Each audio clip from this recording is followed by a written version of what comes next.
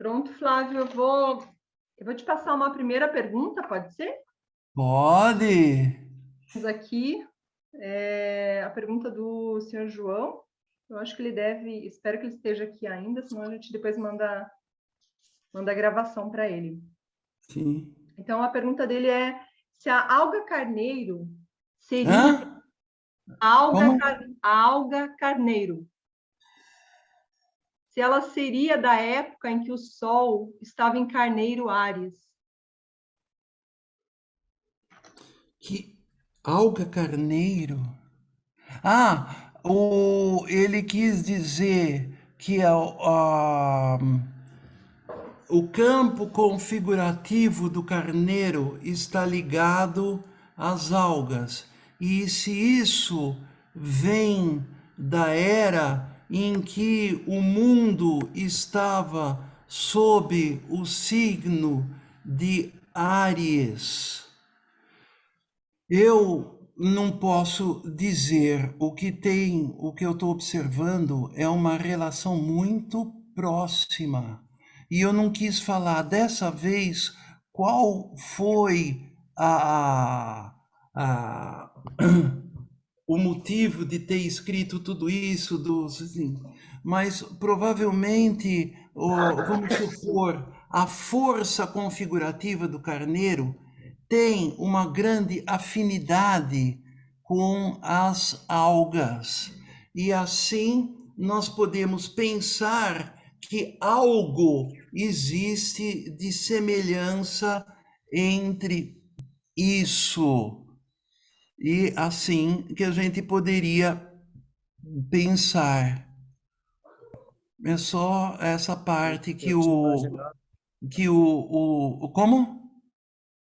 eu tinha imaginado que as algas pudessem ser da época em que o Sol estava em Carneiro. Era isso que eu queria dizer. Não, de todo jeito, tudo que acontece em Carneiro é porque o Sol está na época de Carneiro. Mas isso, no nosso tempo atual, dura 2160 anos. Nós vamos falar depois da precessão dos equinócios e tudo isso.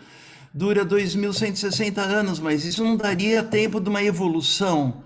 O que a gente pode supor é que em épocas muito, muito, muito remotas, nós tínhamos o tempo diferente, a relação temporal diferente e tudo era um pouco também diferente. Então é isso, mas talvez nessas condições, naquela atmosfera, naquele ambiente, foram vindo as algas.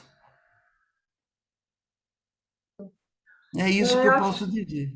Obrigada, Flávio. Acho que respondeu. Respondeu, seu João? Tá tudo bem. Se alguém... Era a época greco-romana, aquela época muito recente. Obrigado. Obrigado, seu João. Greco-romano. Se alguém mais quiser fazer pergunta direto para o Flávio, dá para erguer a mãozinha aí e perguntar, porque a gente não tem, acho que, mais perguntas no chat.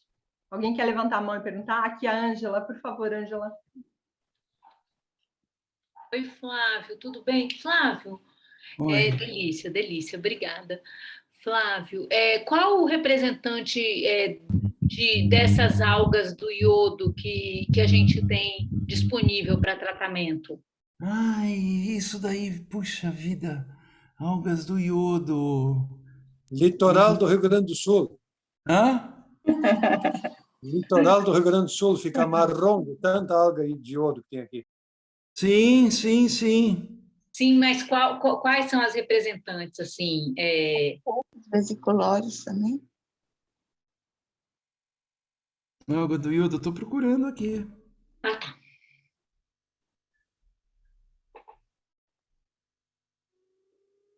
O Fucus, não, Flávio? O Eu vou, Fucus, eu vou me informar, porque eu esqueci, hoje eu tô meio... Se é o Fucus. Fulcos vesiculosos. Desculpa, obrigado, Marilda. Não fui eu, alguém aí que falou. Ah, tá. Fulcos, claro. Obrigado. Tá bom, obrigada. Gente, meu cérebro está virando uma ervilha. Eu anotei tudo aqui, mas tem muita coisa que eu acho que a Soraya vai nos ajudar.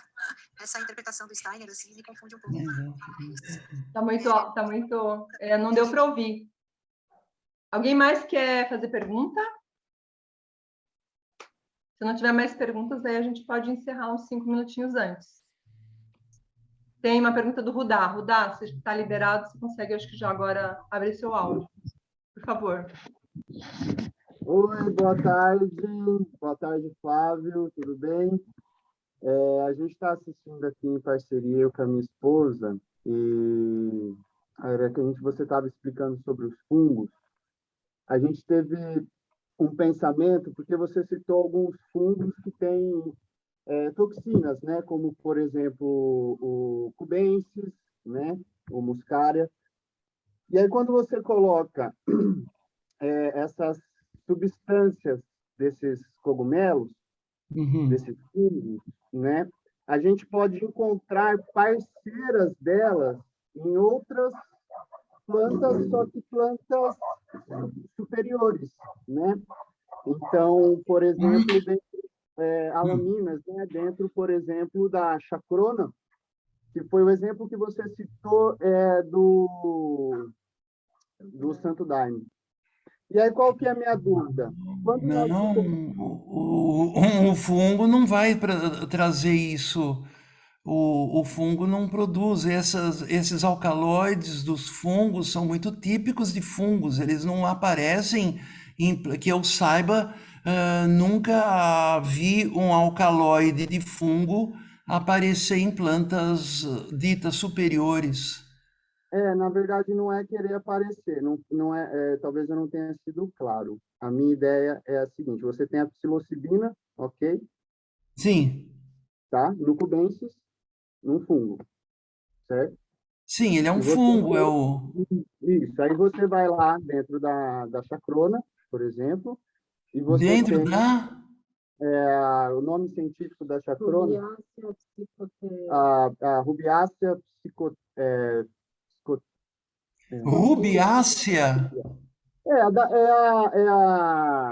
chacrona que é usada para fazer o Santo Daime, a ayahuasca, né? Ah, sim, sim. Mas o que tem? Isso não tem nada a ver com fungo. O que tem? É que você fez você comentou sobre a DMT, né? A dimetiltriptamina e a relação dela com a melanina e a serotonina. E aí fez um link ali com do que tem nos fungos. Não tem. Só um minutinho, Flávio. Eu gostaria de aproveitar essa pergunta deles, porque, assim, eu me lembro que no começo da sua fala, você falou sobre a astralidade, de quando a gente percebe a astralidade da planta e cruza com a astralidade do paciente, como era antigamente, mas que eu sei que existem pessoas que ainda fazem isso. Eu não sei, eu entendo que a astralidade do fungo, ela é muito diferente da planta, e eu posso até ter substância parecida, mas a astralidade não permite resultados parecidos. Aí eu quero chegar na minha pergunta, tá? Eu concordo que eles não são parecidos de primeira, que um é fungo e o outro é planta superior.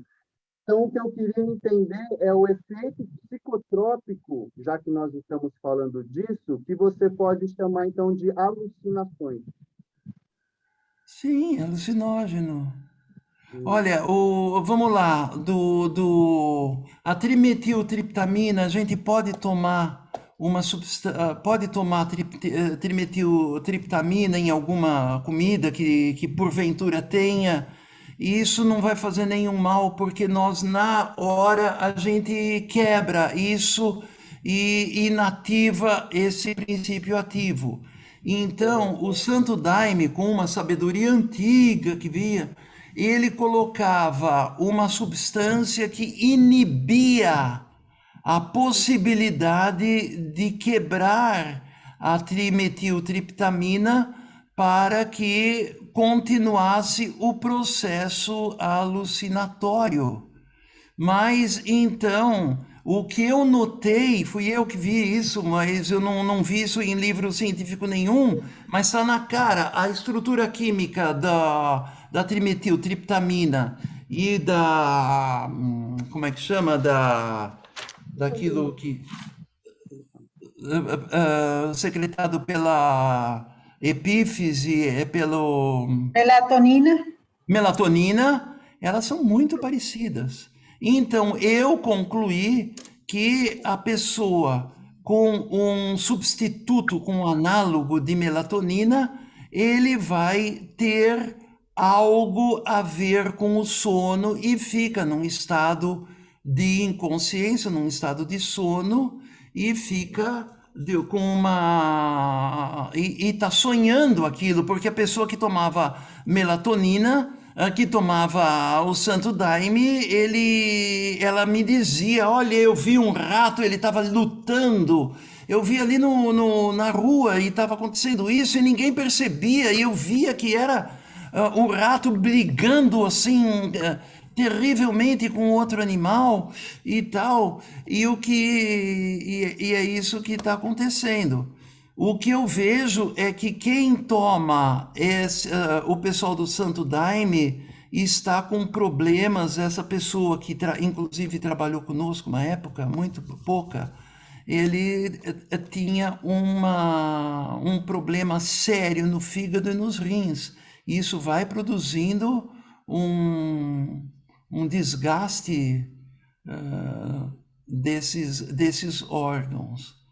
É isso que eu podia dizer, mas a relação de substâncias ligadas com fungo, da química dos fungos e o fungo está ligado a alcaloide com proteína que tem algumas características, mas no Santo Daime, na trimetiltriptamina tem outra, ou daquele inibidor, tem outras estruturas químicas, mas tudo é alcaloide, está ligado com o princípio nitrogênio, com o princípio proteico. Certo.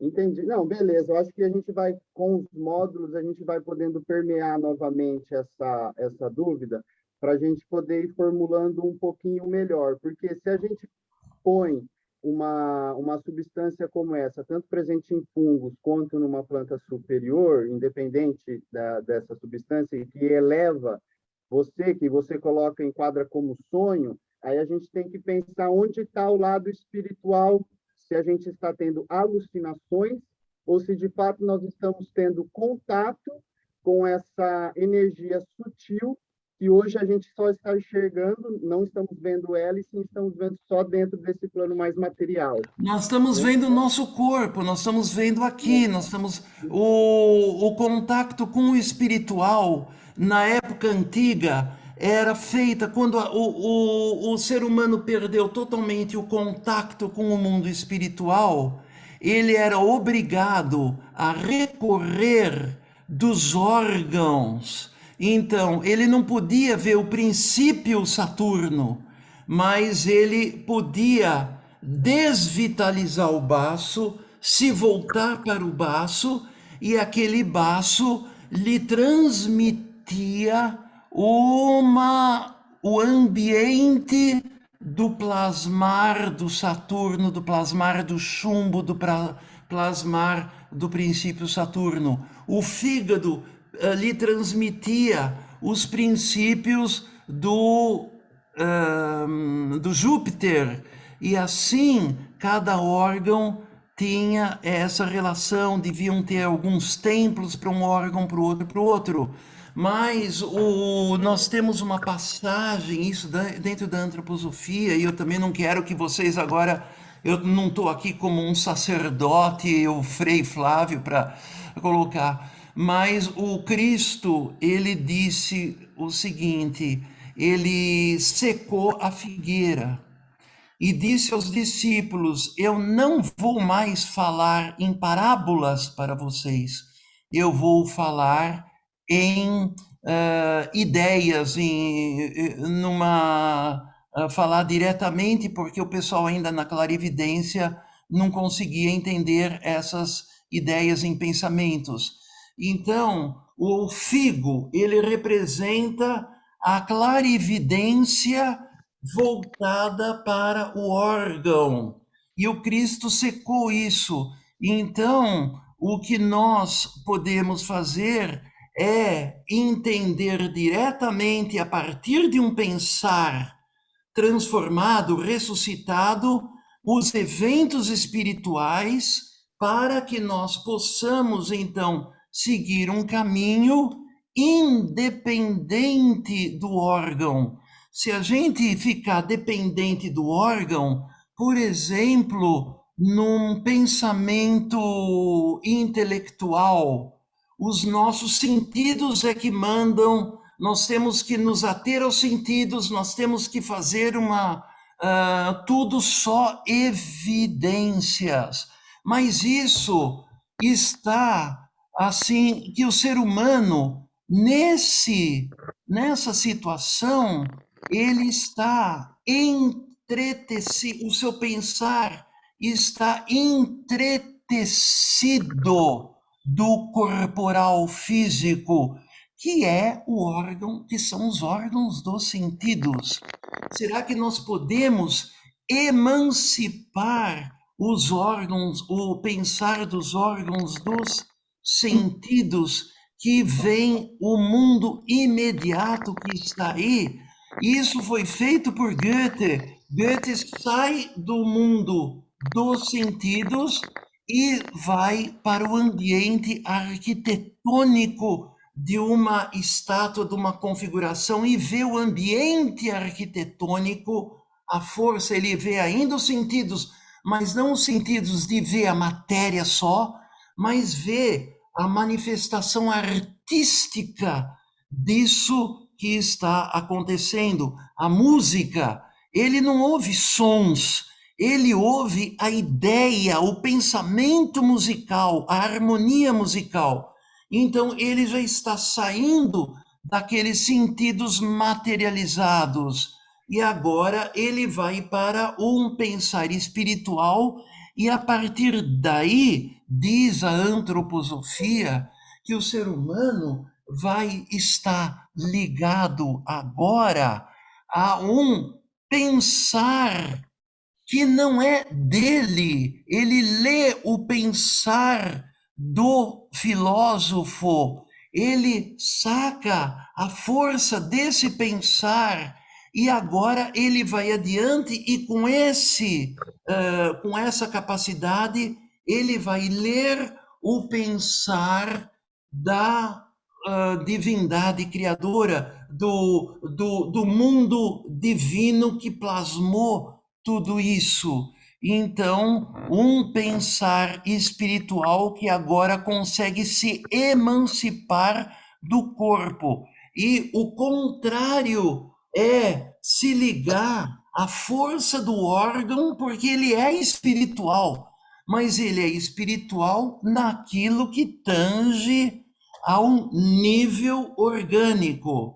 Então, é essa a diferença. Ele vai ter uma vivência espiritual, mas uma vivência espiritual indireta totalmente, e com o risco de ter erros e misturas de tudo aquilo, porque ele está num mundo mais da escuridão, do visceral e do orgânico, que não é feio, mas é altamente espiritual, mas ele foi plasmado, e você vai ver a força do plasmado quando você retira aquilo para ver. Então, é isso, evitar, inclusive o álcool, e isso é importante para quem quer realizar um trabalho para um autodesenvolvimento, no sentido de ajudar a Terra, a natureza, em fazer isso. Alguma pergunta mais, sem ser de... Flávia, a gente está em 17h40 quase. Tá tudo bem para você ficar mais um pouco?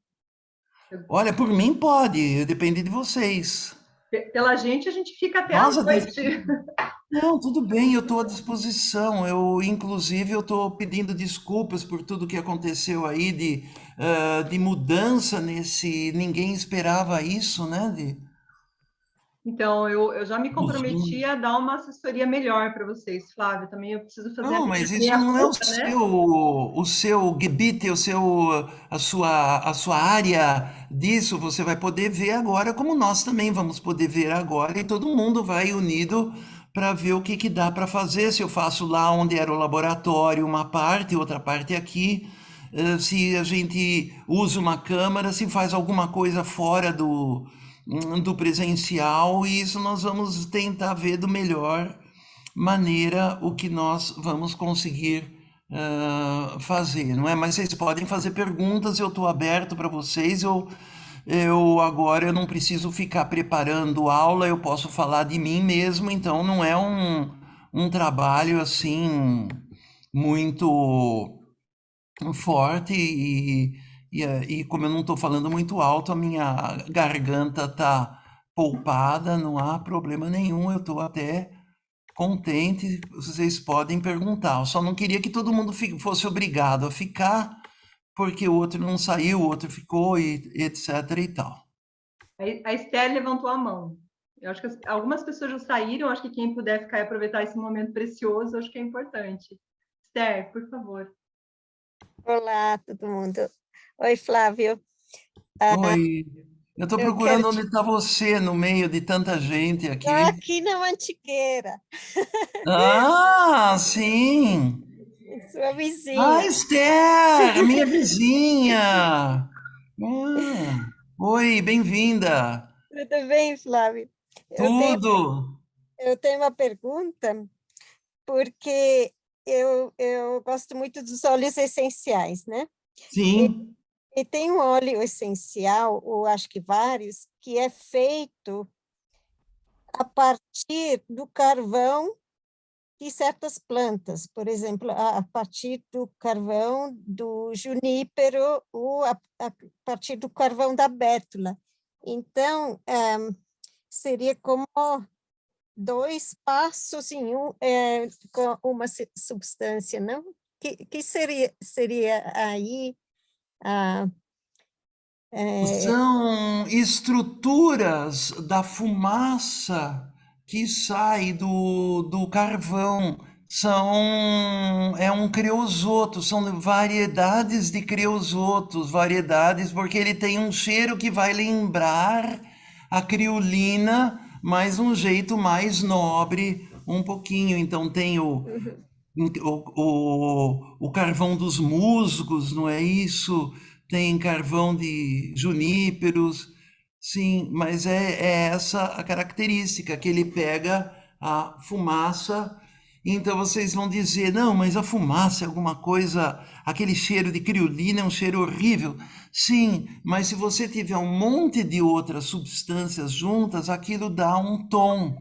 E às vezes isso é como um pequeno condimento. Vocês não vão comer pimenta, mas vocês vão pôr um pouquinho. E é assim. É eu creosoto. achei interessante porque esse óleo essencial feito do carvão do junípero, ele tem bem essas características assim traz uma calma psíquica muito grande. Ah, É bem. Então é como se fosse elevar essa substância a um outro patamar, né? sim, é interessante porque é a fumaça, né?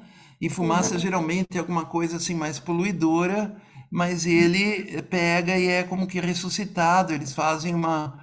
Mas não dá para passar isso como perfume, hein? Então, assim, desculpa a minha ignorância, mas deixa eu perguntar uma Obrigada, coisa. tá? Imagina. Obrigado, eu que agradeço. Oi, está me Oi, ouvindo? eu só não tô te vendo. Ô, Flávio, falando sobre fungos, eu conheço uma pessoa que tem um processo imunológico, Uhum. acredita-se que é IgG4, ou ela tem uma fibrose do tipo Ui, autoimune. E quando ela come alguns fungos, ela piora muito. Então, eu sugeri a ela que cortasse fungos, porque ela comeu 2 fungos distintos, desses fungos culinários, mas, devido à astralidade, ela piora muito. ela tem E é alergia a justamente... fungos. Oi.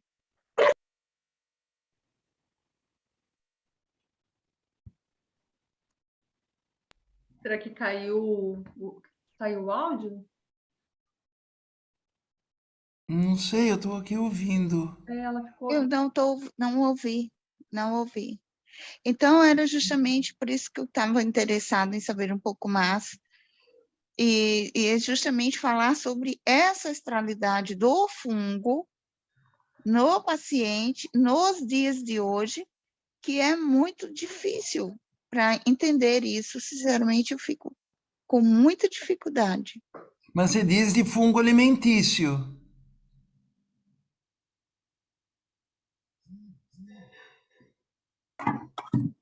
Não escutei. Você fala isso de fungo alimentício. Eu não tenho coragem de mandar ela tomar nada, nem homeopatia.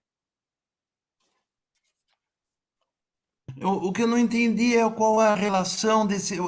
Ela tem uma autoimune e ela não assimila muito bem os fungos, não é isso? E a gente não sabe dizer. Mas quando ela come qualquer coisa que seja derivado, que tenha relação com fungos, ela piora. Então, ela é alérgica a fungos e então ela não pode comer fungos, ou ela vai ter que fazer um tratamento. Agora eu não sei como. Deve ter gente aí que sabe bem isso, como fazer para resolver esses problemas, ou quais os remédios que são ligados com essas alergias e tudo. Então, mas assim, ela não tem anticorpo contra. Ela piora no sentido, na medicina tradicional eles não veem relação, mas as 2 vezes que ela teve grandes pioras foi após comer coisas parecidas, que vêm derivadas do fungo. E aí eu entrei na questão da astralidade, e aí eu queria saber se isso procede. Olha, eu não sei. Se ela come fungo e ela não consegue digerir aquilo, e aquilo faz mal para ela, ela tem uma alergia. Alergia é astralidade, ela não aceita um astral diferente daquele que ela está acostumado, porque quando você come, você tem que quebrar o astral, quebrar a vitalidade e a astralidade da comida para você poder assimilar essa comida. E ela não tem essa possibilidade. E o fungo, ele tem proteína, e a proteína do fungo também tem um pouquinho de proteína de carapaça de inseto, então ele não é muito digesto. E se a pessoa está numa parte, mas olha, isso daí um médico pode responder muito melhor para você do que eu. Eu não sou a pessoa indicada para responder sobre isso. Eu não sei. Ela não tem anticorpos contra o fungo, mas ela tem uma intolerância alimentar pelo fungo, pelos fungos culinários. Ok, obrigado. A Marilda tinha uma época alergia à carne. Ela não podia comer carne porque se ela tivesse um pouquinho de carne perto dela, ela já tinha uma alergia violenta. A única coisa que ela podia comer era carne de porco. E aí não dava nenhuma alergia nela. Então Eu eu posso fiquei. comentar, Flávio, se você quiser. Fala, fala. O que acontece, na verdade, quando a pessoa tem essa resposta exacerbada que você está comentando, é muito provável que não deve ser alergia mesmo, deve ser uma intolerância. E o que mais chama atenção em relação ao fungo é a qualidade proteica. Então, a gente está falando de uma relação difícil com a proteína de algo que chega no seu metabólico para ser digerido, né? Então, assim, do ponto de vista terapêutico, fazer medicações baseadas, por exemplo, no fungo, seria sim uma opção terapêutica, desde que você fizesse isso adequadamente dinamizado, né? Então, você tem que entender em que ponto que você quer trabalhar isso, se mais no metabólico, se mais no rítmico, se mais no neurosensorial, e como você trabalharia isso no seu paciente, né? Então, assim, aqui a gente não está pensando uma medicação alopática, é isso para aquilo. Não, é que contexto que a gente tem, como o Flávio trouxe muito e a Marilda também, né? Que gesto é desse ser humano que essa proteína do fungo está claramente tendo uma dificuldade de digestão. Então, aí, a partir daí, você consegue constituir uma fórmula que, sim, o fungo pode entrar como parte, e aí você vai perceber como você gostaria de, digamos, desensibilizar esse paciente. Se a gente fosse pensar um raciocínio convencional, né? A sua ideia seria desensibilizar, fazer com que esse paciente fosse tendo condição progressivamente de entrar em contato com essa qualidade proteica, Isso. Né?